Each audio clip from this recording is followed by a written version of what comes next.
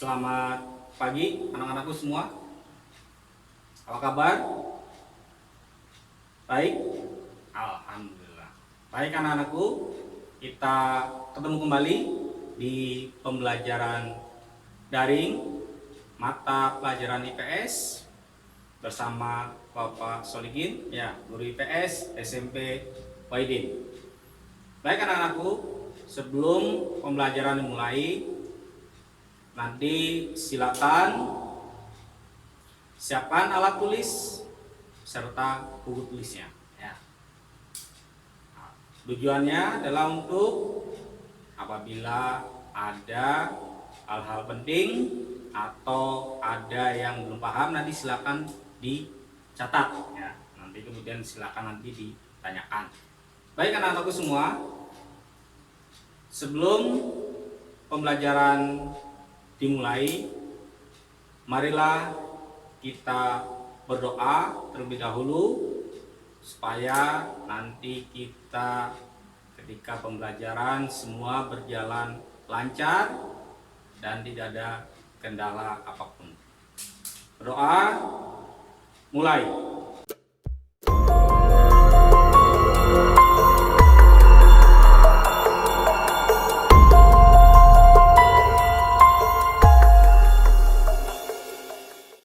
Raditu billahi rabba wa bil islami dina wa bi muhammadin nabiyya wa rasula rabbi zidni ilma warzuqni fahma.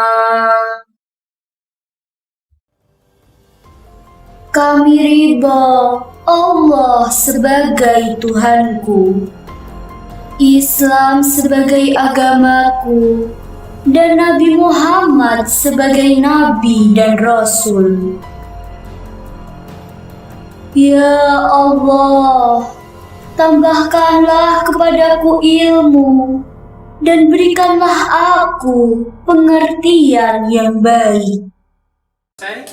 Terima kasih anak-anakku semua. Mudah-mudahan semua berjalan dengan lancar. Amin ya robbal alamin.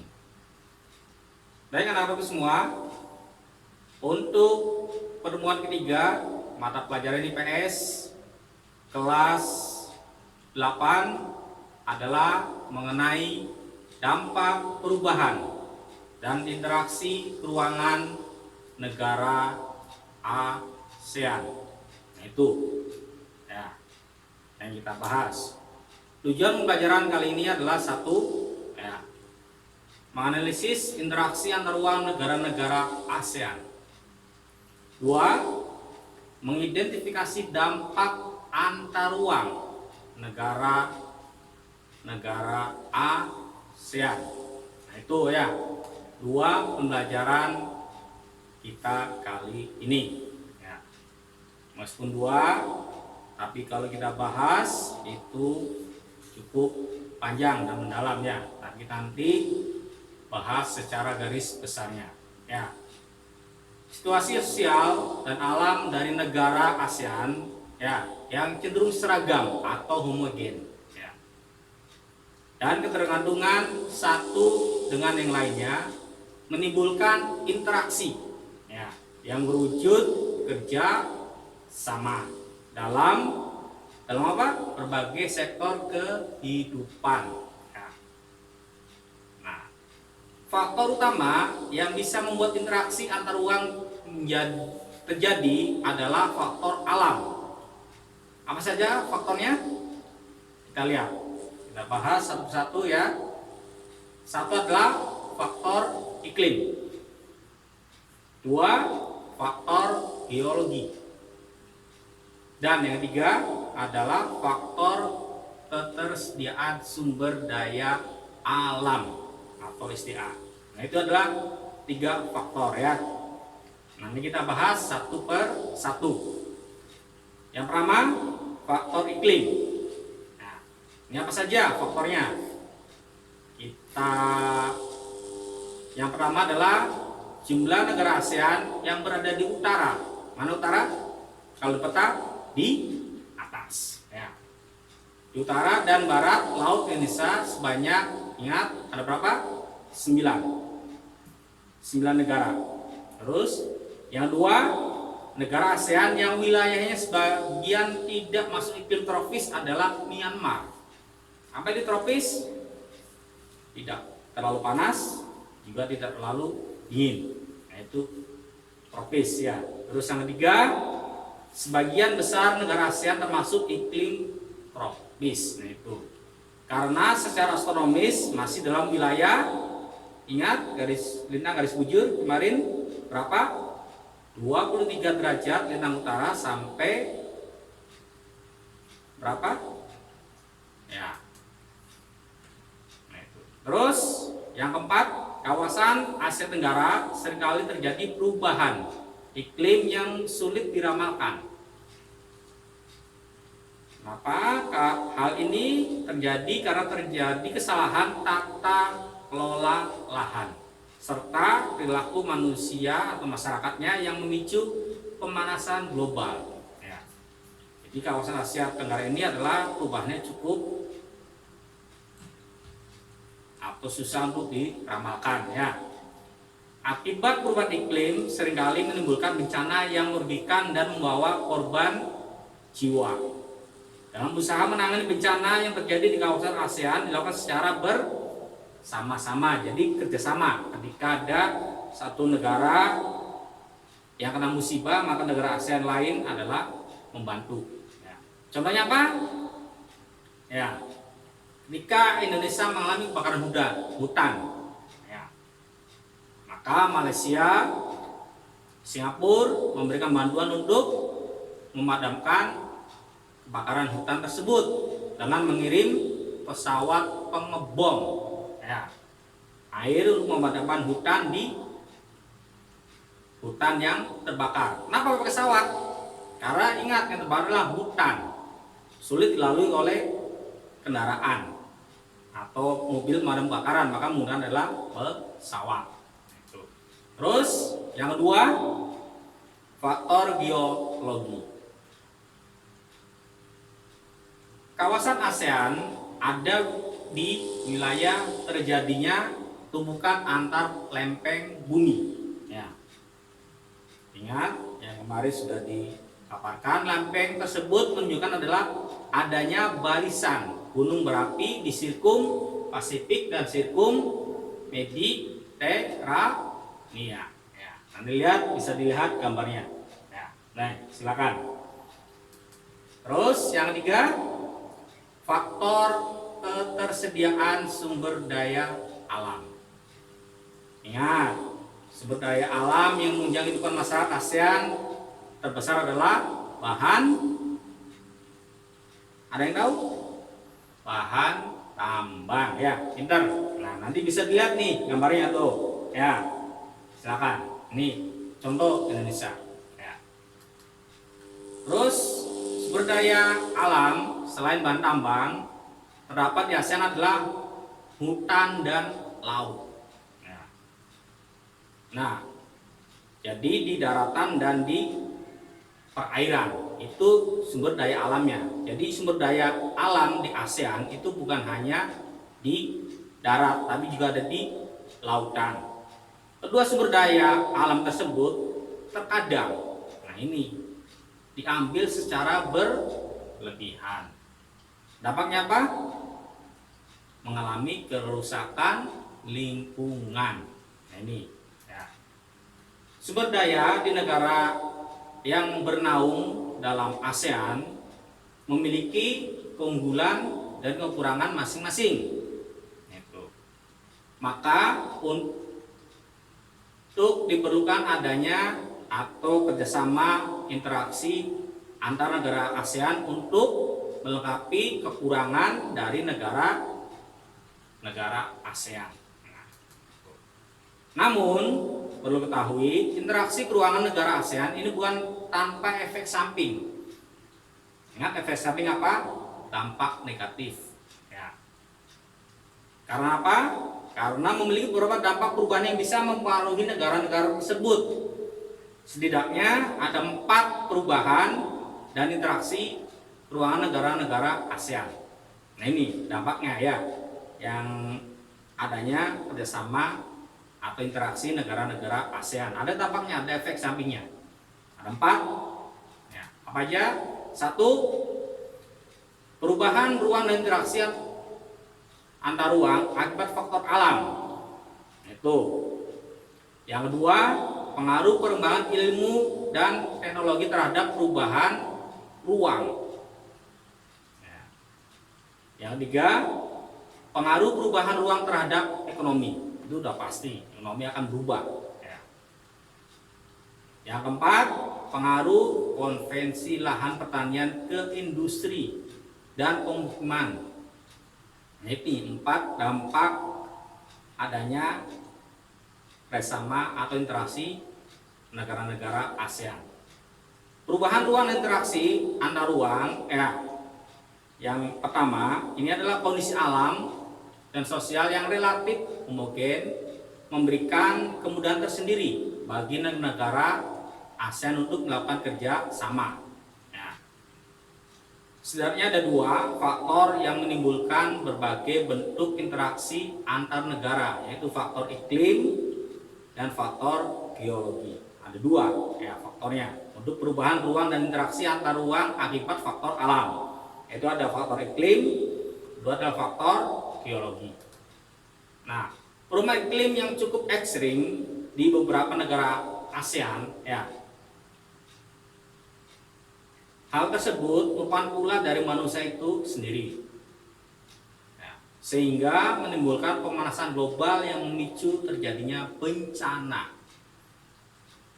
Nah, kita lihat di samping, gambar ini adalah bencana atau dampak dari pemanasan global. Dalam menanggulangi bencana alam di kawasan ASEAN seperti tahun 2015, yang kemarin terjadi bencana alam kebakaran di Sumatera. Ingat 2015. Maka negara ASEAN lain, Malaysia, Singapura ikut membantu memberikan pinjaman pesawat pemadam kebakaran. Kenapa? Kita Indonesia punya, tetapi belum memadai. Ingat, hutan di Sumatera itu cukup luas. Terus selain masalah kondisi iklim, faktor geologi juga menjadi salah satu persoalan krusial yang perlu direspons secara cepat. Faktor geologi ini lebih dikarenakan mayoritas negara-negara ASEAN berada di daerah tumpukan antar lempeng. Apa dampaknya? Negara ASEAN rawan akan gempa bumi. Pintar. Terus yang kedua, pengaruh perkembangan ilmu dan teknologi terhadap perubahan ruang. Perkembangan iptek atau ilmu pengetahuan dan teknologi yang semakin kompleks. Apa kompleks? Semakin beraneka ragam. Beraneka ragam, efek otomatis ada efek positif dalam menciptakan berbagai macam bentuk produk, baik alat, teknologi, transportasi maupun komunikasi. Untuk kepentingan siapa? Kepentingan manusia itu sendiri atau kepentingan negara ASEAN dalam memudahkan kerjaannya. Nah, itu pengaruhnya. Yang kedua. Terus perkembangan teknologi transportasi. Nah, ini yang sangat pesat. Tertahui sekarang contoh dampak semakin seringnya lalu lintas atau pergerakan orang-orang dari satu negara ke negara lain. Nah, ini dibutuhkan sarana dan prasarana untuk kepentingan transportasi. Apa itu? Ada yang tahu? Pesawat terbang. Terus pesawat terbang menggunakan apa? Bandara. Dampaknya apa? Terjadi pengalihan lahan dari hutan, sawah, dan lain sebagainya untuk kepentingan pembuatan bandara atau jalan raya. Jadi sawah, yang tadi sawah ditanami, kemudian dijadikan bandara, otomatis daerah persawahan akan berkurang. Tak hanya itu, pada abad ke-20 teknologi komunikasi juga mulai berkembang pesat. Ya. Nah, di mana masyarakat sudah mulai mengenal telepon atau HP, internet dan sebagainya. Muncul alat teknologi komunikasi ini memberikan kemudahan bagi masyarakat dalam berinteraksi dan berpengaruh terhadap pola hubungan atau interaksi sosial yang tadinya sebelum ada HP, sebelum ada internet, jika ngasih kabar mereka harus nulis surat, ya, kirim ke pos, nyampainya berhari-hari. Tapi dengan adanya HP dan internet sekarang langsung kirim bisa melalui WA atau SMS, ya. Dalam hitungan detik sudah nyampe ke penerima pesan. Nah, itu perkembangannya. Terus yang ketiga, pengaruh perubahan ruang terhadap ekonomi. Ya. Ada beberapa perubahan terjadi di negara-negara anggota ASEAN akibat adanya perkembangan teknologi dan komunikasi. Di antaranya adalah sisi sosial, budaya, dan keamanan. Ya. Jika dilihat dari sisi sosial, maka dampaknya yang terjadi adalah bertambahnya jumlah penduduk. Ya. Dalam waktu yang sangat cepat. Kemudian kebutuhan transportasi publik yang semakin tinggi. Ya. Maraknya perdagangan yang terlarang. Contohnya apa? Ada yang tahu? Ya. Perdagangan manusia. Ya, itu yang dilarang. Narkotika. Nah, itu perdagangan terlarang. Serta pola kerjasama dengan luar negeri semakin mudah. Artinya apa? Kita komunikasi atau bisa melihat dunia luar itu tanpa harus datang ke negara tersebut. Kita bisa melalui akses internet. Ya. Terus dari sisi ekonomi, dampak yang terjadi antara lain apa? Pertamanya devisa negara, ini yang positifnya. Karena banyak orang yang berminat kerja di luar negeri, jadi TKI. Apa TKI? Tenaga Kerja Indonesia. Ya. Terus nilai barang lokal, ya, tinggi dan nilai tukar rupiah semakin baik, serta barang-barang asing semakin mudah didapat. Selain aja cek barang yang kalian beli, pulpen made in mana. Nah, itu sangat mudah kalau dilihat dari sisi ekonomi. Itu dilihat dari posisi positifnya. Jadi barang yang tidak ada di Indonesia bisa dipenuhi dari negara lain. Sedangkan dari sisi budaya, dampak timbul adalah terjadinya akulturasi budaya, ya, dengan budaya lain. Perubahan sistem nilai dan norma dalam kehidupan berbangsa dan bernegara. Terjadi kecenderungan hidup yang berpoya-poya. Nah, ini yang negatifnya. Serta aliran yang merusak budaya mulai tidak tersaring. Ya. Nah, ini dampak yang harus kita hindari. Jadi ketika terjadi, ya, globalisasi, ya, maka kita harus bisa memilah dan memilih mana yang positif itu kita bisa terapkan, yang negatif kita buang jauh-jauh. Ya. Selain itu, yang tidak kalah penting dari sisi keamanan, ya, otomatis dampak yang bisa ditimbulkan adalah ada gangguan kondisi keamanan suatu negara semakin rentan. Kenapa? Karena orang bisa dengan bebas lalu lalang masuk ke negara satu ke negara lain. Nah, apa contohnya? Nah, yang tadi itu jelaskan ada narkotika, obat-obatan terlarang, ya. Terus jaringannya sudah terorganisir. Nah, ini yang perlu kita hindari. Ini adalah dampak dari sisi keamanan yang harus kita cegah. Kenapa narkotika dilarang? Itu karena bisa merusak saraf. Ya. Yang keempat, pengaruh konversi lahan pertanian ke industri dan pemukiman terhadap perubahan ruang dan interaksi antar ruang. Ingat, konversi lahan menjadi salah satu aktivitas yang sering dilakukan di negara-negara ASEAN. khususnya apa? Indonesia, Malaysia, Thailand, Filipina, Laos, terus Kamboja. Nah, konversi pada umumnya terjadi di tempat-tempat pinggiran kota atau di daerah persawahan yang dekat dengan fasilitas umum. Apa itu konversi? Perubahan lahan, ya, yang tadinya sawah bisa menjadi perumahan, pabrik, perkantoran dan sebagainya. Itu adalah konversi. Ya. Nah, konversi lahan pertanian menjadi lahan industri ini mengakibatkan petani bisa terusir dari tanah mereka dan digantikan dengan uang atau dibeli, ya, tanah tersebut, ya, oleh siapa yang akan membangun, contoh perumahan oleh pengembang. Tentunya kondisi ini akan berdampak pada sistem sosial dan budaya hukum waris yang berdasarkan pada nilai uang. Kenapa? Karena ketika lahan itu sudah dijual, maka dia akan menjadi nilai ekonomi. Nah, adapun masalah yang timbul akibat perubahan konversi lahan. Nah, ini dampaknya ya. Satu, lahan pertanian berkurang sehingga produktivitas pangan menurun.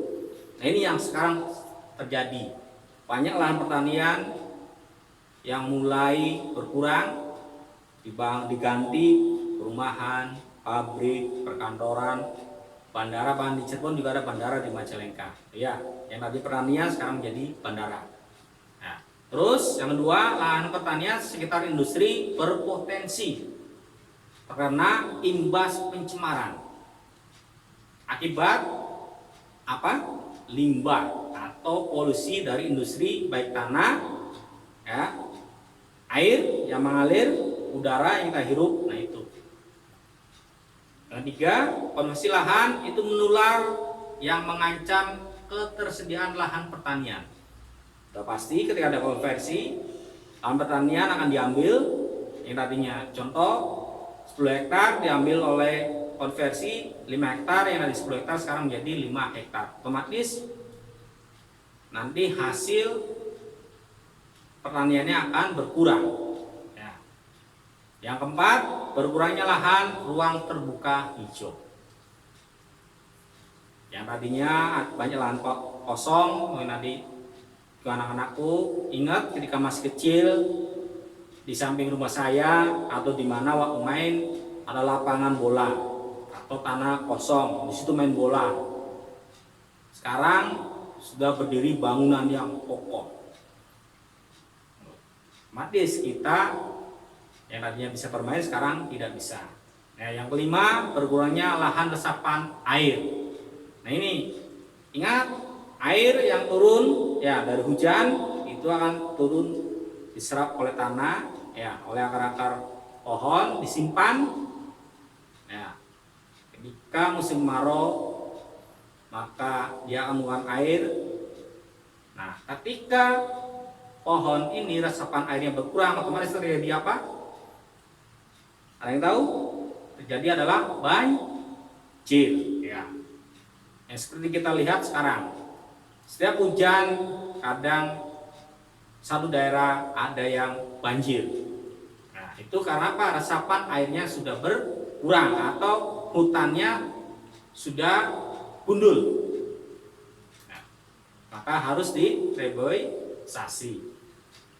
Baik anak-anakku semua, itu untuk pertemuan IPS kali ini.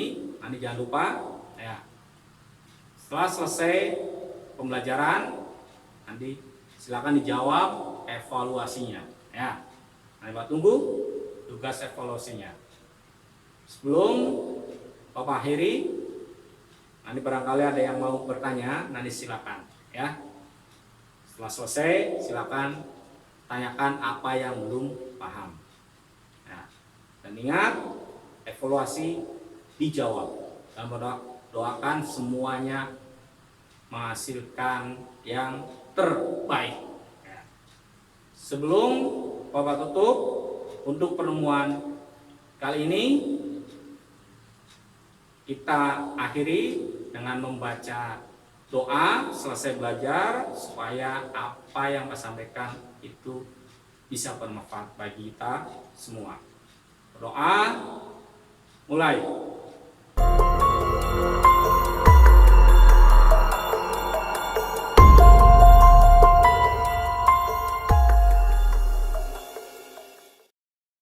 Allahumma inni istaudi'uka ma 'allamtanihi fardudhu ilayya 'inda hajati wala tansanihi ya rabbal alamin.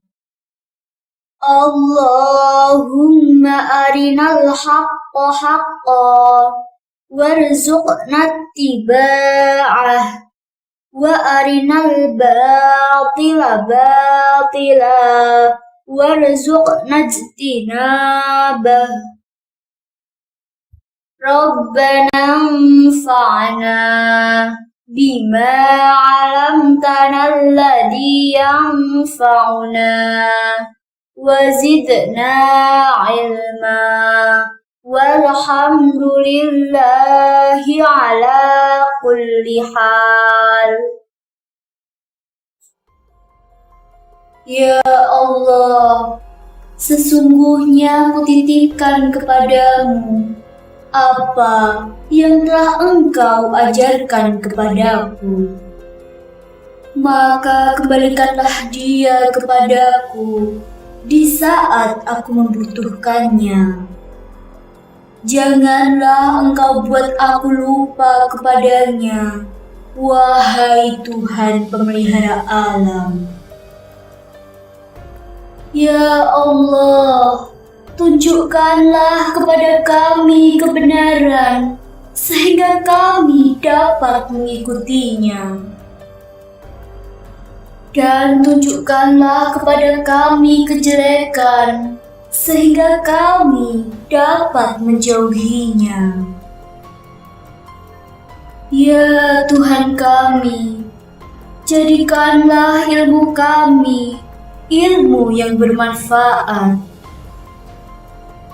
Ajarkan kami apa-apa yang bermanfaat bagi kami, serta tambahkan ilmu bagi kami.